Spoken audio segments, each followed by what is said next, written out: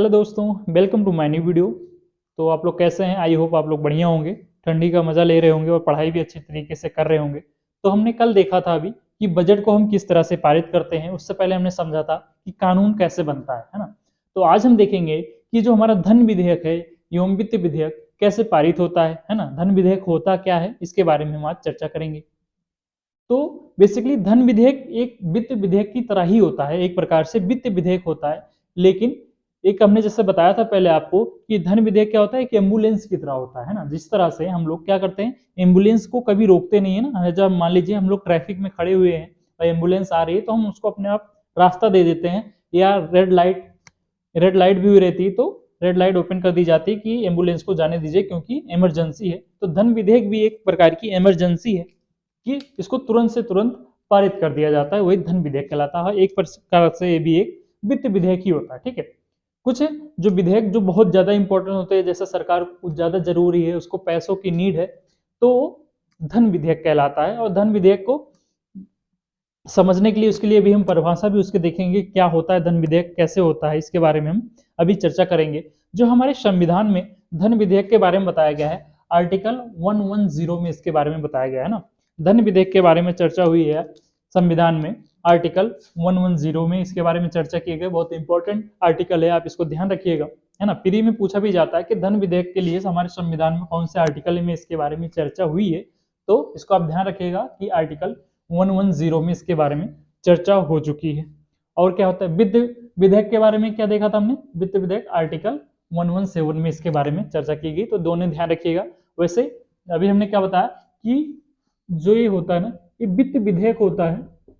मान लीजिए वित्त विधेयक है, तो जो ये धन विधेयक है एक प्रकार से वित्त विधेयक ही होता है ना। एक प्रकार से धन विधेयक ही होता है जो वित्त विधेयक होता है। कि कुछ जो विधेयक होते हैं, कुछ भी जो पैसे की नीड होती है सरकार को, जो बहुत जल्द चाहिए होता है, जो बहुत जरूरी होता है, उसे धन विधेयक मान लिया जाता है। स्पीकर के द्वारा मनाया जाता है उसको कि धन विधेयक पे वो साइन करता है, तब जाके वो वित्त विधेयक जो भी रहता है उसे धन विधेयक में कन्वर्ट करके जल्दी से उसे पारित करा लिया जाता है। यही होता है धन विधेयक। ठीक है, विधेयक आप जानते ही हैं कि किसी भी चीज को पारित कराना संसद में, उसे ही विधेयक कहा जाता है। तो धन के विषय में या कोई भी सरकार के खर्चे या वित्त से रिलेटेड, है ना, पैसों से रिलेटेड कोई भी चर्चा होगा वो वित्त विधेयक ही कहलाता है, वो भी धन विधेयक के अंदर ही आता है। ठीक है, अब चलिए देख लेते हैं हम लोग कि धन विधेयक आखिरकार होता क्या है और धन विधेयक के बारे में हम लोग क्या क्या आज सीखने वाले हैं। तो सबसे पहले आज हम देखेंगे धन विधेयक के बारे में, इसकी परिभाषा, है ना, किस प्रकार से हम पहचानेंगे या कौन सी परिभाषा हमारे संविधान में बताया गया है कि धन विधेयक को हम किस प्रकार से पहचान सकते हैं। तो आर्टिकल 110 क्लोज 1 में इसके बारे में, धन विधेयक के बारे में बताया गया है, इसको परिभाषित किया गया है ना। तो अभी हम इसको समझने वाले हैं कि इसकी परिभाषा से कि किस प्रकार से हम इसको समझ पाएंगे कि हम इसको धन विधेयक में रखें या सिंपल वित्त विधेयक में रखें, इसके बारे में चर्चा करेंगे अभी। और कुछ धन विधेयक के अपवाद भी देखेंगे, है ना, कि कब हम इसे धन विधेयक नहीं मानेंगे। कोई भी ऐसा कौन सा वित्त विधेयक होगा जिसे हम धन विधेयक नहीं मानेंगे, उसका अपवाद, इसको हम आर्टिकल 110 क्लोज 2 में इसके बारे में लिखा गया है हमारे संविधान में, इसके बारे में पढ़ेंगे आर्टिकल 110 क्लोज 2 में। और इसके बाद देखेंगे कि धन विधेयक संबंधी निर्णय, कि जो धन विधेयक संबंधी निर्णय कौन लेता है, इसके बारे में चर्चा की गई है हमारी आर्टिकल 110 क्लोज 3 में। इसके बारे में चर्चा की गई है कि धन विधेयक संबंधी निर्णय कौन लेता है ना, किस कौन से विधेयक को, कौन से वित्त विधेयक को हम धन विधेयक मानेंगे, इसके बारे में निर्णय कौन लेता है, इसके बारे में चर्चा हम करेंगे। ये हमारे संविधान में आर्टिकल 110 क्लोज 3 में इसके बारे में बताया गया है। अब बात आती है कि धन विधेयक का पृष्ठांकन, है ना। ये पृष्ठांकन समझना होगा कि पृष्ठांकन क्या होता है। तो पृष्ठांकन मीन्स कि इसको कौन बताता है ना, कि किसी के ऊपर साइन कर देना, मतलब कि ये धन विधेयक है तो साइन कर देना ही पृष्ठांकन कहलाता है। लिख देना, एक समझ लीजिए कि आपके पीठ पे कुछ अंकित कर दिया गया हो, है ना। कोई भी अगर वित्त विधेयक, कोई भी विधेयक है, उस पर अगर इंकित कर दिया गया या धन विधेयक लिख दिया गया हो, साइन कर दिया गया हो, तो धन विधेयक मान लिया जाता है। इसके बारे में चर्चा हुई हमारी आर्टिकल 110 क्लोज 4 में, इसके बारे में हम देखेंगे। अभी हम समझेंगे कि धन विधेयक का पृष्ठांकन किसके द्वारा करता है और कौन करता है, बहुत इंपॉर्टेंट है, इसको अभी हम देखेंगे। ठीक है, इसके बाद जो हमारा लास्ट है कि धन विधेयक पारित कैसे होता है ना। धन विधेयक को हम किस प्रकार से पारित करते हैं, लोकसभा या राज्यसभा में किस प्रकार से कहाँ पेश कराया जाता है, कैसे होता है, इसके बारे में भी हम देखेंगे। और उसके बारे में संविधान में आर्टिकल 109 में इसके बारे में बताया गया है कि धन विधेयक को किस प्रकार से पारित करना है। तो हम बारी बारी से सारे देखेंगे। जो हमारा पहला है परिभाषा देखेंगे, डेफिनेशन, फिर अपवाद क्या है, क्या संबंधी धन विधेयक संबंधी निर्णय कौन कौन से हैं, और धन विधेयक का पृष्ठांकन कैसे होता है, कौन किसके माध्यम से होता है, किसके द्वारा होता है, और धन विधेयक को किस प्रकार से पारित करते हैं हम लोग, इसके बारे में भी हम चर्चा करेंगे। तो चलिए हम बारी बारी से देखना शुरू करते हैं। जो हमारा पहला है कि इसकी हम परिभाषा देख लेते हैं कि आखिरकार धन विधेयक होता क्या है और किस किस चीजें को हम धन विधेयक मानते हुए चलेंगे, है ना। हम हर विधेयक को तो धन विधेयक नहीं मानेंगे, तो वो होते हैं वित्त विधेयक, है ना। जो सारे विधेयक होते हैं वित्त विधेयक होते हैं, लेकिन कुछ विधेयक जो बहुत इंपॉर्टेंट होते हैं, जो जिसको तुरंत पारित किया जाता है, वही धन विधेयक कहलाता है। तो हम किस प्रकार से पहचानेंगे कि हम इसको धन विधेयक में रखें कि वित्त विधेयक में, उसी के बारे में हम देखें। चल रहे हैं परिभाषा में इसकी। तो हम पहले देखेंगे परिभाषा। यहीं से बहुत सारे क्वेश्चन पूछे जाते हैं आपके, है ना, कि परिभाषा, अपवाद संबंधी, इसके निर्णय, धन विधेयक का पृष्ठांकन, पारित करना, जो अभी हमने आर्टिकल दिए हैं इंपॉर्टेंट है, आप इसको ध्यान रखिएगा पीडी और मेंस के लिए दोनों। तो परिभाषा में जो सबसे पहला पॉइंट हमारा कि कर संबंधी प्रावधान, जो हमारा पहला है कर संबंधी प्रावधान। अगर कर संबंधी कोई प्रावधान होगा तो उसे हम धन विधेयक में रखेंगे। और कर संबंधी कैसे कर संबंधी, कि कर लगाना, है ना, किसी के ऊपर कर लगाना या वसूलना या बढ़ाना या घटाना, इटीसी, है ना। कर संबंधी कोई भी प्रावधान हो, या किसी कर को कम करना है, या कर को वसूलना है, कर को बढ़ाना है, किसी भी प्रकार का कर संबंधी प्रावधान होगा तो हम उसको धन विधेयक में रख सकते हैं। ठीक है, तो ये हमारा पहला पॉइंट हो गया कि कर संबंधी प्रावधानों को हम धन विधेयक में रख सकते हैं। और दूसरा क्या है कि भारत सरकार द्वारा, दूसरा हमारा कि भारत सरकार द्वारा उधार लेना, है ना। अगर भारत सरकार द्वारा उधार लिया जाता है तो उसको हम धन विधेयक में रखेंगे। जैसे हम लोग अभी बैंक से लोन लेने जाते हैं या किसी से भी हम उधार लेते हैं, कर्जा लेते हैं, तो क्या करना पड़ता है हमें उसके बदले कुछ अपना, चाहे घर देना पड़ता है या कुछ हमको गिरव रखना ही पड़ता है ना, कुछ हमको गिरव रखना पड़ता है। उसी प्रकार से भारत सरकार को भी कुछ ना कुछ गारंटी देनी पड़ती है।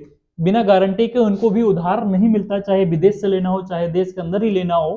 तो ये क्या गारंटी रखते हैं, ये संचित निधि की गारंटी देते हैं, है ना। जैसे आपको पता है कि संचित निधि में भारत का पैसा रखा जाता है, जमा किया जाता है, तो वो किसके कंट्रोल में होता है, वो भारत सरकार के कंट्रोल में नहीं होता है, हमेशा संसद के कंट्रोल में होता है। एक पॉइंट जब हम संचित निधि के बारे में या आकस्मिक निधि के बारे में हम बता रहा था राष्ट्रपति में, है ना, राष्ट्रपति की शक्तियों में बताया था, तो वहां पे मैंने एक बात जरूर आपको बताई थी कि याद रखिएगा कि संचित निधि का पर कंट्रोल किसका होता है, संसद का होता है हमेशा। ठीक है, तो जब भारत सरकार उधार लेती है तो संचित निधि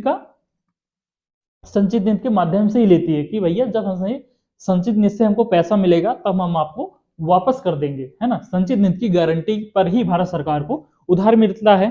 तो इसको क्या करना है, उधार लेना को हम धन विधेयक में रख सकते हैं। ठीक है, अगर ऐसी बात होगी कि उधार लेना है या चुकाना है तब उसे हम धन विधेयक में रख सकते हैं। और दूसरा क्या है, तीसरा कि वही बात आ गई कि संचित निधि, आकस्मिक निधि में संचित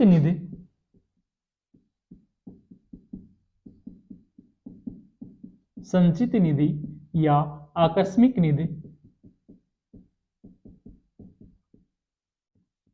में पैसा जमा करना या निकालना। ठीक है, संचित निधि में या आकस्मिक निधि में पैसा जमा करना या निकालना, इसके जमा और निकालने के लिए भी संसद की परमिशन लेनी पड़ती है।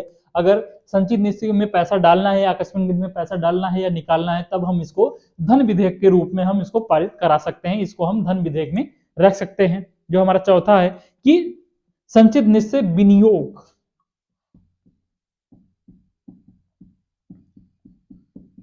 संचित निधि से, कल हमने देखा था विनियोग क्या होता है, विनियोग भी एक धन विधेयक की तरह ही होता है ना। विनियोग जो होता है, विनियोग विधेयक ये भी धन विधेयक के रूप में ही पारित किया जाता है। कल हमने इसको अच्छी तरह से समझा है, जिन्होंने न देखा हो आप जाके हमारा कल वाला वीडियो आप देख सकते हैं, मैं डिस्क्रिप्शन में लिंक दे दूंगा इसका, वहां पे जाके देख सकते हैं। और क्या है, पांचवा क्या है हमारा कि भारत की संचित निधि पर भारित व्यय, भारत की संचित निधि पर भारित व्यय, इसको हमने समझ रखा है ना। जब हम राष्ट्रपति की शक्ति पढ़ रहे थे तो हमने समझ रखा है कि संचित निधि पर भारित व्यय क्या होता है। तो भारत की संचित निधि पर भारित व्यय की कुछ जैसे राष्ट्रपति की जो सैलरी है, उपसभापति की सैलरी है, स्पीकर की सैलरी है, या उच्च न्यायालय के न्यायाधीश की सैलरी है, इस पे क्या करता है संसद, इस पे भारित व्यय लगा देता है ना, उसमें घटा बढ़ा सकता है। तो उसे हम क्या कहते हैं, भारित व्यय कहते हैं। किसी भी चीज पे, संचित निधि के किसी पे भी भारित व्यय कहते हैं। तो प्री में पूछा जाता है कि किन चीजों पे भारित व्यय लगाया गया है संसद के द्वारा, तो राष्ट्रपति की सैलरी हो गई, उच्च न्यायालय के न्यायाधीश की सैलरी हो गई, या फिर आपकी राज्यसभा के सभापति पे सैलरी हो गई, इस पे सब पे भारित व्यय लगी हुई है। तो अगर भारित व्यय है ना, संचित निधि पे भारित व्यय की बात होगी तब उस पे धन विधेयक को पारित किया जा सकता है, तो इसको हम धन विधेयक में रखेंगे। और क्या है हमारा कि संचित निधि लोक लेखा से धन का विनिमय, संचित निधि या लोक लेखा, लोक लेखा भी हमने पढ़ रखा है पर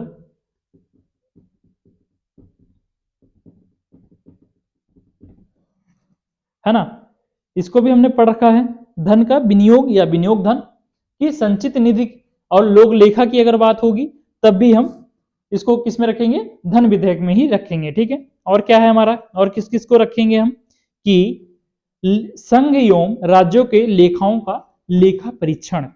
जैसे हमने बताया कि मान लीजिए आपको पैसे चाहिए है ना, आपका पैसा कितना खर्च हो रहा है, कितना आपने कमाया, कितना खर्चा किया, जो हम रिपोर्ट तैयार करते हैं, जो हम लिखते हैं, उसको भी हम धन विधेयक में रख सकते हैं, ठीक है। इसको भी हम धन विधेयक में रख सकते हैं। तो इसको हम कैसे लिख सकते हैं, संघ एवं राज्यों के लेखाओं, संघ एवं राज्यों लेखाओं, है ना, संघ एवं राज्यों के लेखाओं का लेखा परीक्षण, लेखाओं का लेखा परीक्षण, है ना, कि उसका परीक्षण, जो संघ और राज्य ने कितना पैसा कमाया है, कितना खर्च किया है, तो उसका जो लेखा जोखा होता है, अगर इस पे अगर कोई धन या विधेयक को पारित कराना है, लेखा परीक्षण को पारित कराना है, तो इसको हम धन विधेयक में रख सकते हैं। तो इतनी सब चीजें को, या इसके अलावा भी कोई अन्य विषय भी हो सकता है, तो ये सब क्या है, धन विधेयक की परिभाषा में आता है, ठीक है। हमने समझा कि परिभाषा में क्या देखा, कर संबंधी प्रावधान होगा, भारत सरकार द्वारा उधार लेना होगा, और तीसरा संचित निधि, आकस्मिक निधि में पैसा जमा करना है या निकालना है, उसको भी हम धन विधेयक में रख सकते हैं। संचित निधि से विनियोग, भारत का संचित निधि पर भारित व्यय, संचित निधि लोक लेखा पर विनियोग धन, इसके बारे में देखा। संघ एवं राज्यों के लेखाओं का लेखा परीक्षण को भी हम धन विधेयक में रख सकते हैं। तो ये हो गई परिभाषा। परिभाषा के बाद दूसरा हमारा क्या था, अपवाद, है ना। ये तब हो गया कि हम किसको धन विधेयक में रख सकते हैं। अब देखते हैं हम किनको हम धन विधेयक में नहीं रख सकते, इसके अपवाद, धन विधेयक के अपवाद कौन कौन से, इसके बारे में हम चर्चा कर लेते हैं। अपवाद भी इंपॉर्टेंट है, पूछ लिया जाता है आपके, है ना, 3 से 4 ऑप्शन बना दिया जाएगा प्री में कि धन विधेयक के अपवाद कौन से हैं, इसमें से चुनिए। तो ध्यान से देखिएगा, इसको भी इंपॉर्टेंट है अपवाद भी। अपवाद हम देखते हैं कि अपवाद कौन कौन से। जो पहला अपवाद है कि जुर्माने से संबंधित, पहला है जुर्माने से संबंधित, है ना। अगर कोई भी कर हो गया, है ना, किसी भी कर पे अगर कुछ जुर्माना लगा हुआ है ना, कि आपको इतने %, आपको 30,000 आपके ऊपर जुर्माना लगा हुआ, 40,000 आपके जुर्माना लगा हुआ है, तब उसको हम धन विधेयक में कभी भी शामिल नहीं कर सकते, है ना। किसी भी चीज पे अगर जुर्माना लगा हुआ है, किसी भी पैसे पे या आपके खेतों पे किसी पे भी जुर्माना अगर लगा हुआ है, तो उसे हम धन विधेयक में नहीं रख सकते हैं, पहला हो गया। और दूसरा क्या है कि किसी विभाग से सेवा या लाइसेंस आदि के लिए हमको क्या देनी पड़ती है, फीस देनी पड़ती है ना। सरकारी काम को अगर मान लीजिए हम एक आधार कार्ड पे गलत नाम हो गया है, उसको भी हम सही कराने जाते हैं, तो उसके लिए हमको क्या देनी पड़ती है, सरकार को फीस देनी पड़ती है। या बहुत लोग शौकीन होते हैं गन रखने का, तो उसको लाइसेंस लेना पड़ता है, तो भारी मात्रा में पैसा देना पड़ता है ना सरकार को, तब जाके वो लाइसेंस इशू करती है। या हम लोग व्हीकल का ही लाइसेंस आप ले लीजिए, 2 व्हीलर 4 व्हीलर का आप लाइसेंस बनवा रहे हैं, तब भी हमको सरकार को पैसा देना पड़ता है। तो किसी भी विभाग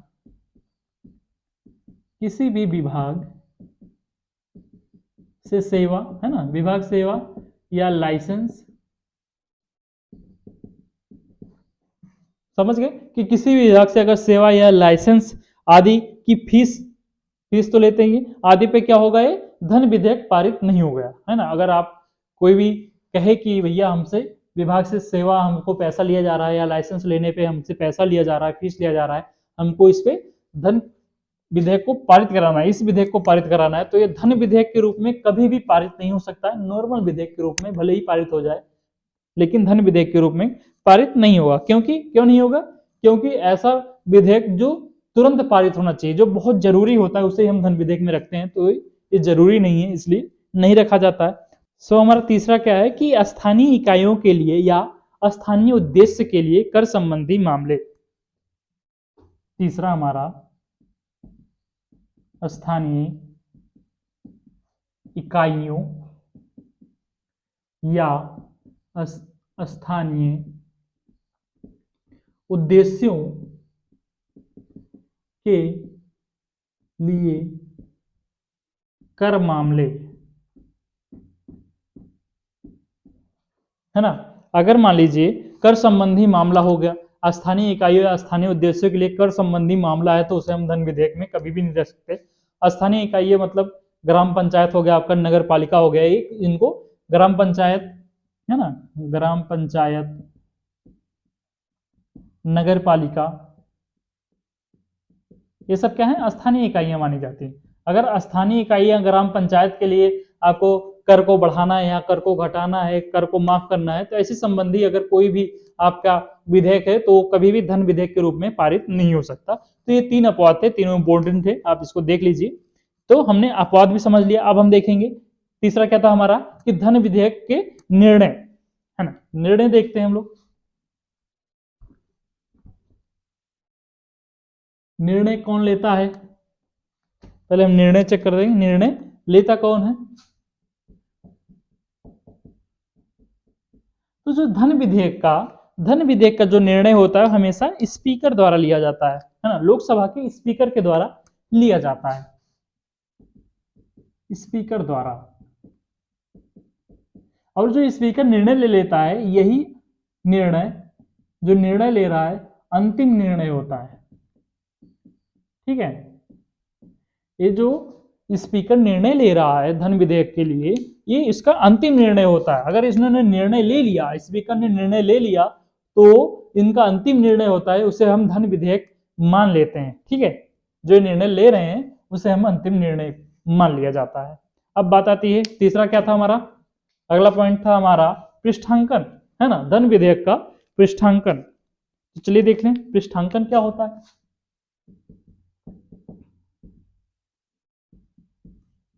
तो पृष्ठांकन भी किसके द्वारा होता है, स्पीकर द्वारा होता है ना। पृष्ठांकन भी स्पीकर द्वारा होता है, और 2 प्रकार से होता है। अब पृष्ठांकन कितने प्रकार से हो रहा है, 2 बार हो रहा है। पृष्ठांकन 2 बार होता है। देखिए कौन कौन से बार होता है, किस लिए होता है 2 बार। तो जब विधेयक लोकसभा से पारित होकर राज्यसभा को भेजा जाता है, जब, अभी समझाता हूं, जब विधेयक लोकसभा से पारित होकर राज्यसभा को भेजा जाता है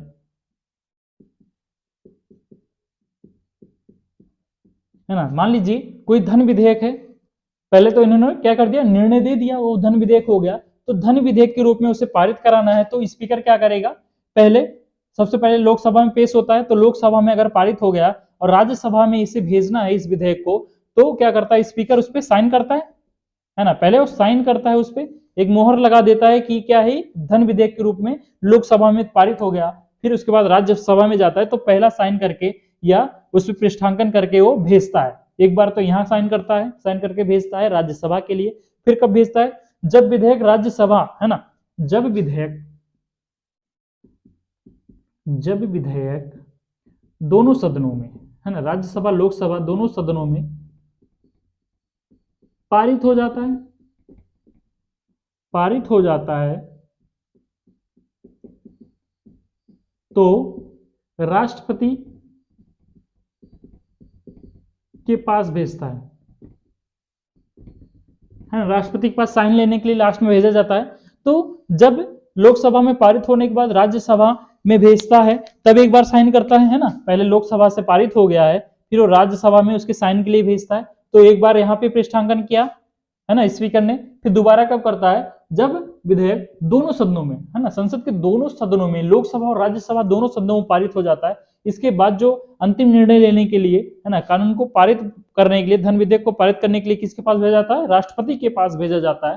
तब एक बार एक साइन फिर से करते हैं, है ना। तो क्या कह सकते हैं हम? 2 बार पृष्ठांकित। कितनी बार करते हैं पृष्ठांकन? 2 बार करते हैं। किसके द्वारा होता है?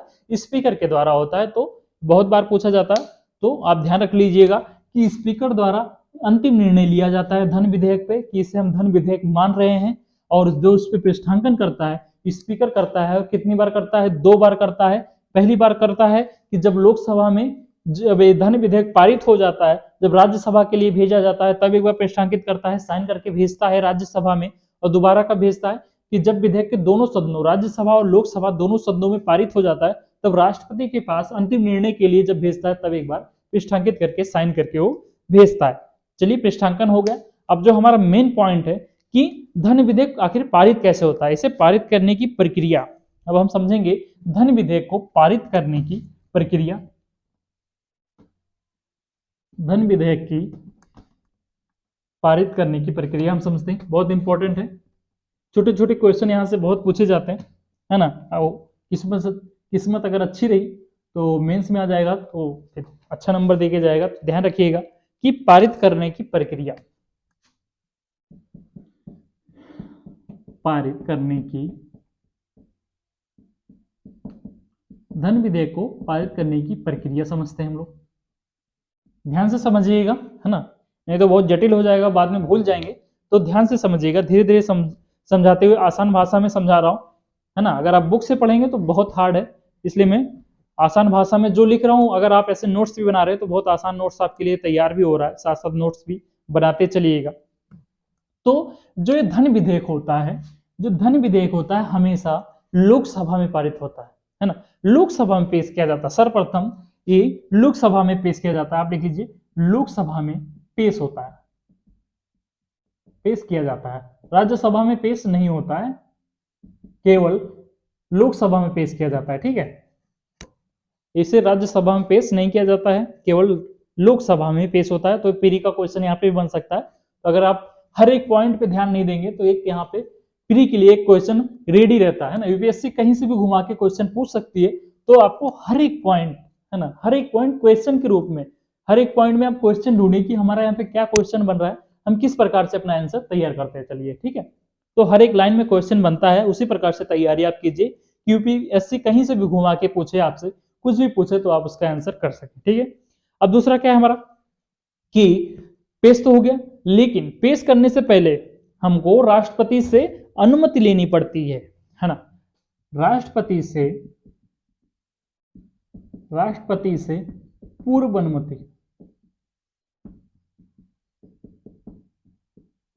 पूर्व अनुमति लेनी आवश्यक है। अगर लोकसभा में हमको धन विधेयक को पारित करना है तो राष्ट्रपति से पूर्व अनुमति लेना क्या है, आवश्यक है। आप ऐसे पारित नहीं कर सकते हैं, ठीक है। आपको राष्ट्रपति की पहले अनुमति लेनी पड़ेगी। अब देखते हैं, अभी हमने देखा कि मान लीजिए अब तो पेश हो गया लोकसभा में। अगर लोकसभा में पारित हो गया, लोकसभा में पारित होकर इसे राज्यसभा में भेजा जाता है ना। पहले लोकसभा में पारित होकर इसको राज्यसभा में भेजा जाता है। लेकिन यहां पे ध्यान देने वाली बात होगी अब कि राज्यसभा में जब भेजा जाता है ना, तो राज्यसभा में जो हमने धन विधेयक भेजा है तो वो संशोधन नहीं कर सकती उसमें, ना ही उसे अस्वीकार कर सकती है। जब राज्यसभा में चला जाएगा, राज्यसभा राज्यसभा क्या करेगी, जो हमारा धन विधेयक है, धन विधेयक में संशोधन नहीं या अस्वीकार नहीं कर सकती, है ना। वो मना नहीं कर सकते कि भैया हम नहीं लेंगे, हम राज्यसभा में इसे नहीं पारित करेंगे, वैसा नहीं कर सकती। अगर लोकसभा से पारित होकर राज्यसभा में भेजा जा रहा है तो राज्यसभा उस धन विधेयक में संशोधन भी नहीं कर सकती कि इसमें क्या कमी है, क्या सही है, क्या सही करना चाहिए, वो इसमें संशोधन भी नहीं कर सकती, ना ही उसे अस्वीकार कर सकती है। ठीक है, अब मान लीजिए कि उसका मन नहीं हो रहा, जो राज्यसभा धन विधेयक में क्या कर सकता है, 14 दिन तक अधिकतम उसे रोक सकता है ना। उसका मन नहीं है, लेकिन राज्यसभा धन विधेयक को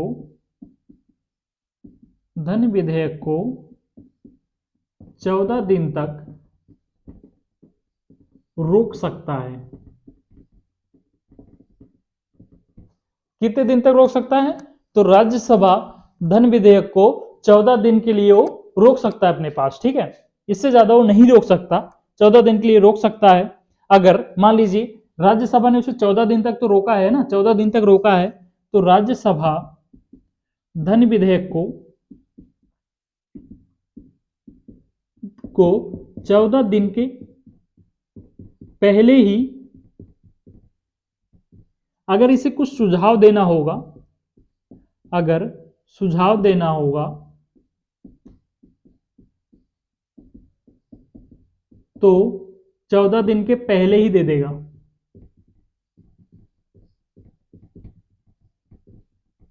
है ना। अगर वो 14 दिन तक अपने पास रखा है, अगर उसको कुछ सुझाव देना है तो 14 दिन के अंदर ही दे देना है, 14 दिन के बाद नहीं माना जाएगा। ठीक है, 14 दिन के बाद अगर उसे नहीं भेजा तो लोकसभा ये मान लेती है कि राज्यसभा में खुद पे खुद पारित हो गया, है ना। अगर वो राज्यसभा 14 दिन के पहले अगर कोई सुझाव नहीं देती है या 14 दिन तक रोके रखती है, कुछ जवाब नहीं देती है, तो लोकसभा क्या मान लेता है कि राज्यसभा से पारित हो चुका है।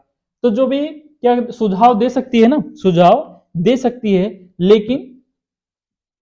लेकिन लोकसभा के लिए बाध्य नहीं होगा, के लिए बाध्य नहीं है ना। ऐसा नहीं है कि अगर राज्यसभा ने कोई सुझाव दे दिया है तो लोकसभा के लिए बाध्य नहीं है कि जो उन्होंने सुझाव दिया है आप उसे मानिए ही। ठीक है, तो हमने क्या बताया, अगर मान लीजिए 14 दिन तक अगर रखे रहते हैं अपने पास, अगर उसे पारित नहीं करते हैं तो लोकसभा मान लेती है कि राज्यसभा के धन विधेयक को पारित कर दिया है। ठीक है, लोकसभा मान लेती है कि राज्यसभा में धन विधेयक पारित हो गया है।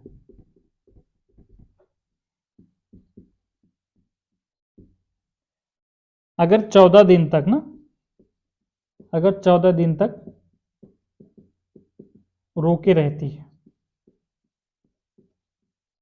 अगर 14 दिन रोके रहती है और कोई जवाब नहीं देती है तो लोकसभा क्या करती है, लोकसभा मान लेती है कि राज्यसभा में धन विधेयक पारित हो गया है, उसकी परमिशन की जरूरत नहीं होती है, और राज्यसभा धन विधेयक के 14 दिन पहले, है ना, 14 दिन पहले तक कोई भी सुझाव दे सकता है कि इसमें क्या कमी है, आप इसमें क्या कर सकते हैं, लेकिन लोकसभा के लिए वो बाध्य नहीं होता है। ठीक है, तो क्या हो गया, लोकसभा में तो पहले से ही पारित था, है ना। सबसे पहले लोकसभा में पेश होता है, राज्यसभा में पेश नहीं होता है, लेकिन उससे पहले राष्ट्रपति की अनुमति लेनी पड़ती है ना। पेश करने से पहले लोकसभा में राष्ट्रपति की अनुमति लेनी पड़ती है, फिर लोकसभा में पारित होकर उसे राज्यसभा में भेजा जाता है, पहले लोकसभा में पारित हो जाता है, फिर राज्यसभा में भेजा जाता है। राज्यसभा धन विधेयक में कोई भी संशोधन नहीं कर सकता है, ना ही वो मना कर सकता है, और राज्यसभा धन विधेयक को राज्यसभा में 14 दिन तक रोक सकता है, उससे ज्यादा नहीं रोक सकता है। अगर उससे ज्यादा दिन तक रोकता है तो लोकसभा मान लेती है कि राज्यसभा धन विधेयक को पारित कर दिया है। ठीक है, कि धन विधेयक राज्यसभा में पारित हो चुका है, मान लेती है। और क्या है कि राज्यसभा धन विधेयक को 14 दिन के पहले अगर कोई सुझाव देना चाहती है ना, 14 दिन के पहले ही अगर वो कोई धन विधेयक में सुझाव देना चाहती है तो सुझाव वो दे सकती है, लेकिन वह सुझाव लोकसभा के लिए बाध्य नहीं होगा कि उसे माने। ठीक है, यहां तक तो क्लियर हो गया। अब पारित हो गया, मान लीजिए लोकसभा और राज्यसभा में ये पारित हो चुका है, अब क्या होगा? मान लीजिए कि लोकसभा में तो पारित हो गया है और राज्यसभा में भी पारित हो गया, इसके बाद क्या होगा? जब लोकसभा और राज्यसभा में पारित हो जाता है उसके बाद उसे राष्ट्रपति के पास भेजा जाता है। ठीक है, राष्ट्रपति के पास भेजा जाता है। राष्ट्रपति के पास भेजा जाता है तो राष्ट्रपति के पास भेजने के बाद राष्ट्रपति के पास दो चांस है, एक कह सकता है कि मैं अस्वीकार कर रहा हूं, है ना, उसे अनुमति नहीं देगा, या एक हो सकता है कि अनुमति देगा। ठीक है, पहला हो गया कि अनुमति देगा या अनुमति नहीं देगा। अनुमति देगा या अनुमति नहीं देगा, किंतु पुनः विचार के लिए वापस नहीं भेज सकता। पुनः, किंतु, है ना, किंतु पुनः विचार के लिए वापस नहीं भेज सकता। लेकिन ऐसा नहीं होता कि राष्ट्रपति अनुमति ना दे, राष्ट्रपति हमेशा अनुमति दे देता है, क्योंकि हमने बताया कि धन विधेयक एम्बुलेंस की तरह होता है, बहुत जरूरी होता है। तो राष्ट्रपति भी क्या करता है, मंत्रिपरिषद के अनुसार ही कार्य करता है, उससे पूछ के ही काम करता है। तो राष्ट्रपति भी उसे कभी भी रोकता नहीं है, हमेशा अनुमति दे देता है और वो पारित हो जाता है। तो इस प्रकार से धन विधेयक को पारित हो जाते हैं, धन विधेयक। अब थोड़ा देख लेते हैं कि धन विधेयक और वित्त विधेयक में क्या अंतर क्या है, थोड़ा सा समझ लेते हैं, है ना। अब तो आप समझ गए ना कि धन विधेयक कैसे पारित होता है। धन विधेयक लोकसभा राज्यसभा में पारित हो जाता है, उसके बाद राष्ट्रपति परमिशन दे देता है, अनुमति दे देता है, तब जाके धन विधेयक पारित हो जाता है। अब देखते हैं धन विधेयक वित्त विधेयक में अंतर क्या है। धन विधेयक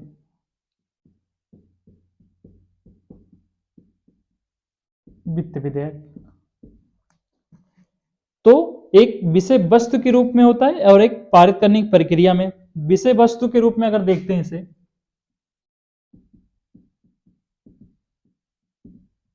तो एक समान होते हैं दोनों, है ना। अभी मैंने बताया कि वित्त विधेयक और धन विधेयक में बहुत अंतर नहीं होता है, कि जो अगर मान लीजिए पैसे या खर्चे या वित्त के रूप में कोई भी होगा, कोई भी चीज के बारे में अगर पारित कराना है तो वो धन विधेयक या वित्त विधेयक के अंदर ही आता है। तो विषय वस्तु के अनुसार ही धन विधेयक और वित्त विधेयक क्या होते हैं, एक समान होते हैं। लेकिन अगर पारित करने की प्रक्रिया देखें हम लोग, पारित करने की प्रक्रिया, अगर बात आती है कि पारित करने की प्रक्रिया तो क्या होती है, भिन्न होती है। दोनों को पारित करने की, धन विधेयक और वित्त विधेयक को पारित करने की जो प्रक्रिया है वो हमेशा भिन्न होती है। जो धन विधेयक होता है,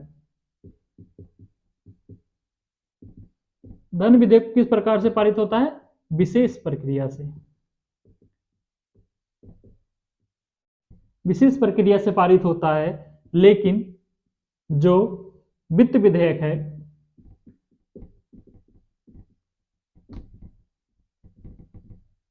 वो सामान्य विधेयक की तरह पारित होता है ना, साधारण विधेयक की तरह पारित होता है। लेकिन जो धन विधेयक होता है वो विशेष प्रक्रिया के रूप में पारित होता है। क्यों होता है, क्योंकि इसे एक एम्बुलेंस की व्यवस्था है, समझ लीजिए, ये जरूरी होता है, इसलिए विशेष प्रक्रिया के द्वारा इसे तुरंत ही पारित कर दिया जाता है। लेकिन जो वित्त विधेयक है तो उसमें बहुत ज्यादा समय लगता है ना, संसद में चर्चाएं होती है, बहस होती है, तब जाके कहीं पारित होता है। लेकिन जो धन विधेयक है उसमें कोई भी बहस नहीं होती है, जल्दी से जल्दी लोकसभा में पारित हो जाता है, उसी प्रकार से राज्यसभा में पारित हो जाता है, फिर राष्ट्रपति अनुमति दे देता है और धन विधेयक पारित हो जाता है। तो आज हमने धन विधेयक वित्त विधेयक समाप्त कर लिया है और हमारा जो संसद की संरचना हमने समझ लिया है ना, संसद कानून कैसे बनता है समझ लिया, बजट कैसे पारित होता है ये भी हमने देख लिया। आज हमने देखा कि धन विधेयक और वित्त विधेयक कैसे पारित होते हैं, इसके बारे में समझ लिया। तो हमारा जो चैप्टर चल रहा था संसद, संसद आज हमने समाप्त कर लिया है। कल से हम देखेंगे कि राज्यपाल के बारे में। ठीक है, हमने राष्ट्रपति, उपराष्ट्रपति, है ना, मंत्रिपरिषद, मंत्रिमंडल, ये सब समझ लिया है। कल से हम देखेंगे राज्यपाल के बारे में। ठीक है, आई होप आपको आज का वीडियो पसंद आया होगा। अगर आपको वीडियो आज का अच्छा लगा हो तो वीडियो को आप लाइक कर दीजिए, चैनल को आप सब्सक्राइब कर लीजिए और अपने दोस्तों के साथ जरूर शेयर कीजिए। मिलते हैं कल नेक्स्ट वीडियो में। Thank you guys.